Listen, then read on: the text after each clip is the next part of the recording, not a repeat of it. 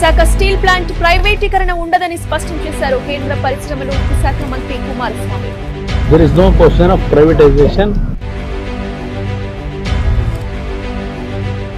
కార్మిక సంఘాలతో కలిసి జనసేన పార్టీ విశాఖలో ఉక్కు గర్జన నిర్వహించింది. విశాఖ ఉక్కు ఆంధ్రుల హక్కు అనే నినాదంతో రాష్ట్ర ప్రజల భావోద్వేగాలతో ముడిపడిన అంశమని, దయచేసి దానిని ప్రైవేటీకరణ చేయవద్దు కేంద్ర హోంశాఖ మంత్రి శ్రీ అమిత్ షా గారిని కలిసి తెలియజేశారు జనసేన పార్టీ అధినేత శ్రీ పవన్ కళ్యాణ్ గారు. ఉక్కు కార్మికులు చేస్తున్న పోరాటానికి సంఘీభావంగా నిరాహార దీక్ష చేపట్టి వారి తరపున పోరాడేందుకు మేమున్నామంటూ భరోసా అందించారు జనసేనాని.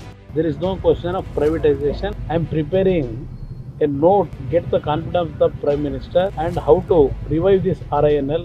For that we are working. కేంద్రం అభివృద్ధి కోసం కృషి చేయడం ద్వారా మన పోరాటానికి ఫలితంగా భావిస్తూ రానున్న రోజుల్లో విశాఖ ఉక్కు పరిశ్రమ మరింత వృద్ధి చెందాలని ఆకాంక్షిస్తూ విశాఖ ఉక్కు